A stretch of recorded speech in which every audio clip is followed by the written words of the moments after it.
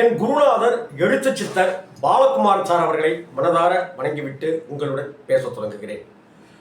August மாதம் 21 அப்படிங்கிறது மிகப்பெரிய அளவுக்கு பரபரப்பாக கடந்த ஒரு மாத காலமாகவே பேசப்பட்டு கொண்டிருந்தது.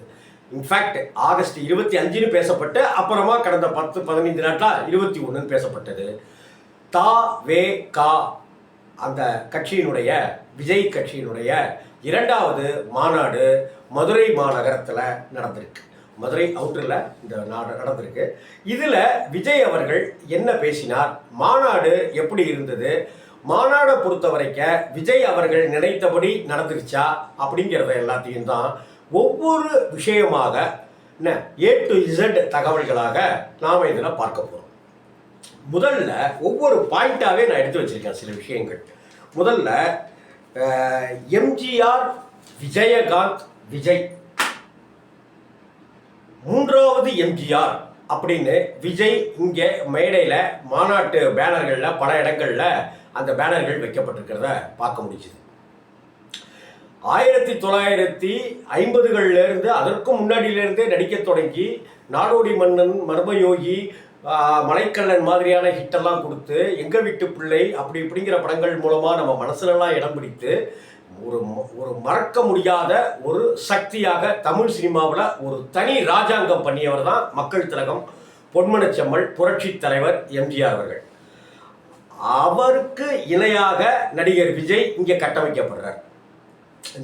இந்த மாநாட்டினுடைய முதல் நோக்கம் எம்ஜிஆருடைய வாக்குகளை கபலீகரம் செய்யணும் அப்படிங்கிறது தான். இதை நான் முன்னாடியே 10 நாட்களுக்கு முன்னாடியே இதுதான் தாவேகாவுடைய பிளான் அப்படின்னு நான் பேசியிருந்தேன்.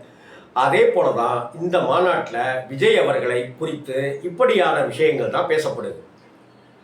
1977ஆம் ஆண்டு எம்ஜிஆர் எப்படி ஒரு ஆட்சியை கொடுத்தாரோ அதற்கு பிறகு எம்ஜிஆர் இறந்து போகும் வரை வேறு யாருமே அந்த ஆட்சியை அமைக்கணும் அப்படிங்கிற கனவு கூட காண முடியலை.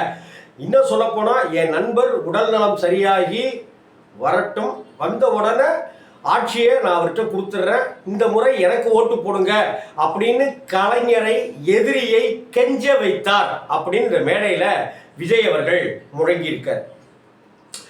1977ஆம் ஆண்டு எம்ஜிஆர் அவர்கள் அரியணை ஏறும்போது அவர் பின்னாடி திமுகவில் இருந்த முக்கியமான பெருந்தலைகள் அப்படிங்கிறவங்க எல்லாமே வந்தாங்க. ஆரம் வீரப்பன் மாதிரியானவர்கள் எல்லாமே இருந்து பெரிய அரவணைப்போடு இருந்தாங்க.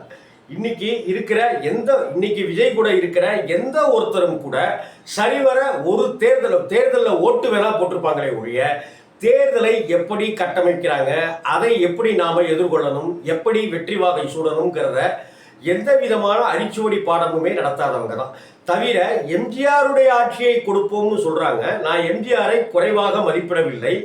எம்ஜிஆர் அப்படி 10 ஆண்டுகளில் என்ன விஷயங்களை இங்கே தமிழகத்தில் சாதனையாக செய்தார் அப்படிங்கிறத நீங்கள் கமெண்ட் பாக்ஸில் பதிவு பண்ணுங்கள். நான் எம்ஜிஆர் அவர்களை குறை சொல்கிறேன். அதே போல் எம்ஜிஆருடைய 77ஆம் ஆண்டு ஆட்சிக்கு பிறகு இப்போ 2026 வந்துடுறாங்க. இதற்கு பிறகு கலைஞர் ஆட்சிக்கு வந்தார், கவர்னர் ஆட்சி வந்தது, ராஜீவ்காந்தியோட மரணம் நடந்தது. அதற்கு முன்னதாக 1984ஆம் ஆண்டில் இந்திரா காந்தி படுகொலை செய்யப்பட்டார். எம்ஜிஆர் உடல்நலம் குன்றி அமெரிக்காவில் சிகிச்சை எடுத்துக்கிட்டார்.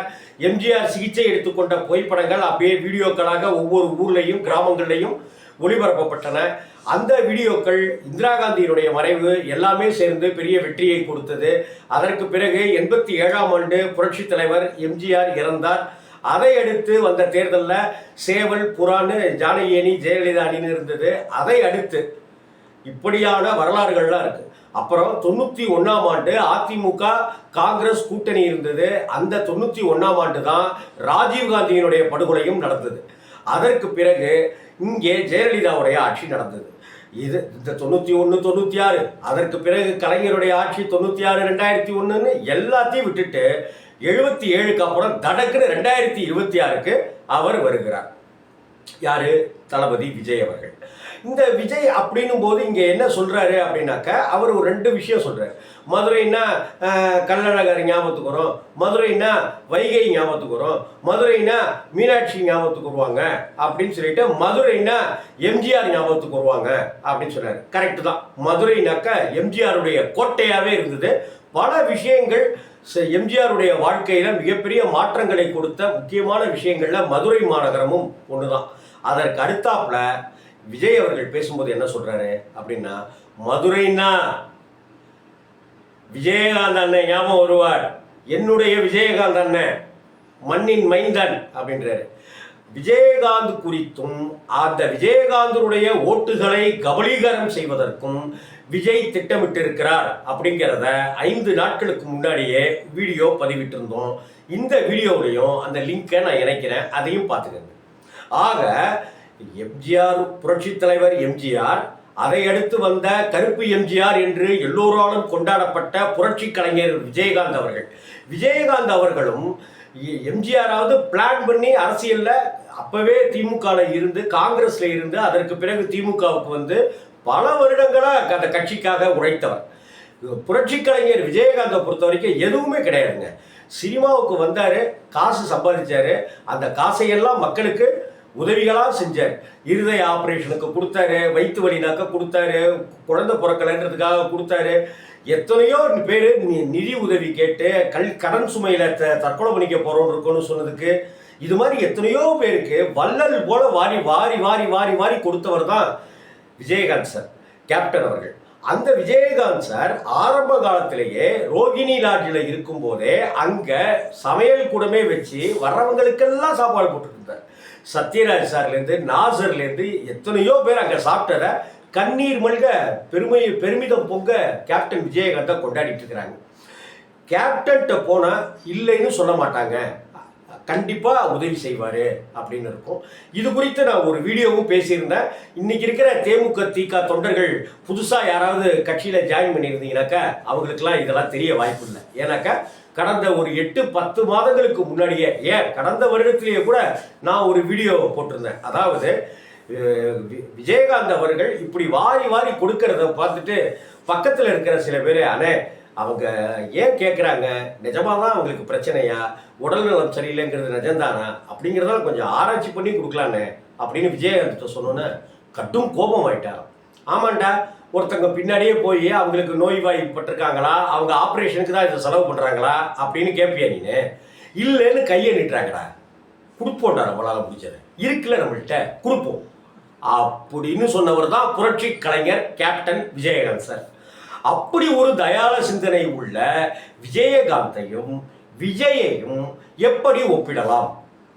இது என்னுடைய கேள்வியும் கூட, தேமுதிகவினருடைய கேள்வியும் கூட. ஏற்கனவே பிரேமலதா அன்னியார் அவர்கள், நடிகர் விஜய் அவர்கள், தாவேகா கட்சியினுடைய தலைவர் விஜய் அவர்கள், என்னுடைய கணவர், தேமுதிகவினுடைய நிறுவனர், பொதுச் செயலாளராக இருந்தவர் கேப்டன் விஜயகாந்த் அவர்களுடைய புகைப்படத்தை பயன்படுத்தக்கூடாது, எங்களுடைய அனுமதியோடு தான் பயன்படுத்த வேணும்னு சொல்லியிருந்தார்.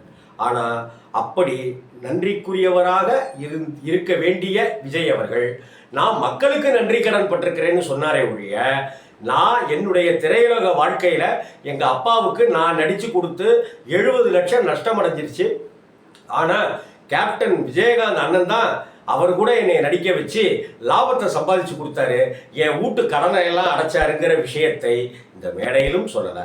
ஆனால் மக்களுக்கு நன்றி கடன் பட்டிருக்கேன், அதுக்காக தான் அரசியலுக்கு வரேன்னு சொல்கிறத மக்கள் ஏற்றுக்கவே இல்லைங்கிறது தான் அந்த மாநாட்டில் பல பேர் முணுமுணுத்த விஷயமாக பார்க்கப்படுகிறது. ஆக புரட்சி தலைவர் எம்ஜிஆரோட யாரையுமே ஒப்பிட முடியாதுங்க. அங்கே மேடையில் ஃபர்ஸ்ட் எடுத்த உடனே இந்த ராஜ்மோகனும் என்ன சொன்னார்னாக்கா, சந்திரன் வந்து விட்டது, எனவே சூரியன் மறைய போகிறது அப்படின்னு ரைமிங்காக சொல்கிறாராம், உதயசூரியன் மறைய போகிறதுன்னு. ஆனால் சந்திரன் அப்படின்னா ஒரே ஒரு சந்திரன் தான், சூரியன் அப்படின்னா ஒரே ஒரு சூரியன் தான். அதே போல் எம்ஜிஆர் அப்படின்னா ஒருத்தர் தான், புரட்சி கலைஞர் அப்படின்னா கேப்டன் அப்படின்னா விஜயகாந்த் சார் மட்டும்தான். இதில் விஜய் அவர்கள் 3வது எம்ஜிஆர் அப்படின்னு போட்டுக்கிறத மக்கள் ரசிக்க மாட்டார்கள், மக்கள் விரும்ப மாட்டார்கள் என்பதை தாவேகாவினர் புரிந்து கொள்ள வேண்டும். அப்புறம் உள்ளதும் போச்சுடா நொல்லக்கண்ணாங்கிற மாதிரி கிடைக்கக்கூடிய ஓட்டுகளும் வாக்குகளும் சரிய தொடங்கும் அப்படிங்கிறது மட்டும் மக்கள்கிட்ட பேசுகிற பேச்சாக இருக்கிறது. என்னங்க எப்பேற்பட்டவர் எம்ஜிஆரும் விஜயும் ஒன்னா, எப்பேற்பட்டவருங்க கேப்டனும் விஜயும் ஒன்னா அப்படின்னு சொல்றாங்க. ஏன்னா இதுவரை எம்ஜிஆரை விட அதிக சம்பளம் வாங்கி, ரஜினியை விட அதிகம் சம்பளம் வாங்கி, விஜயகாந்த் அவர்களை விட இன்னைக்கு அதிகம் சம்பளம் வாங்கி கொண்டிருக்கிறார். அவர் சொல்றாரு, இதெல்லாம் தான் அவர் சொல்றாரு, நான் சொல்ல, அவர் அந்த அந்த வாசகத்தை தான் அவர் சொல்றாரு. எல்லாரையும் விட ரெண்டாவது தடவையும் அடுத்த தடவை சொல்ற, அவ்வளவு எல்லாரையும் விட அதிகமான ஆதரவை எனக்கு கொடுத்துருக்கீங்க அப்படின்னு அழுத்தம் திருத்தமா குறி வச்சு சொல்றாரு. அப்படின்னாக்க ஒரு பிளான் பண்ணி இந்த மாதிரி பேசுவாருங்கிறத நம்ம முன்னாடியே எதிர்பார்த்தோம். அதன்படியே தான் பேசியிருக்கிறாரு. இப்ப மூன்றாவது எம்ஜிஆர் விஜய் அப்படிங்கிறத நீங்க ஒத்துக்கிறதா இருந்தாக்க கமெண்ட் பாக்ஸ்ல உங்களுடைய வாழ்த்துக்களை விஜய் சாருக்கு பதிவு பண்ணுங்க. பரவாயில்ல, அது தவறு ஒன்றும் கிடையாது. அப்படி அவர் தன்னை கட்டமைத்து கொண்டு வருகிறார், கட்டமைக்க பார்க்கிறார். ஒருவேளை எம்ஜிஆர் மாதிரிலாம் கிடையாதுங்க, கேப்டன் மாதிரிலாம் கிடையாதுங்க அப்படின்னு சொன்னாலும் ரொம்ப ரொம்ப நாகரிகமான முறையில் இதை விமர்சிங்க. என்னைய நீங்கள் கெட்ட வார்த்தை சொல்லி திட்டுறது தேமுதிகவுக்கெல்லாம் வழக்கம் தான், அதை பற்றிலாம் கவலைப்படலை. ஆனால் விஜய் அவர்களை தரம் தாழ்த்தி விமர்சனம் செய்யாமல் இது தப்பு விஜய் அப்படின்னு தம்பி விஜய்க்கு எடுத்து சொல்லுங்கள். வணக்கம்.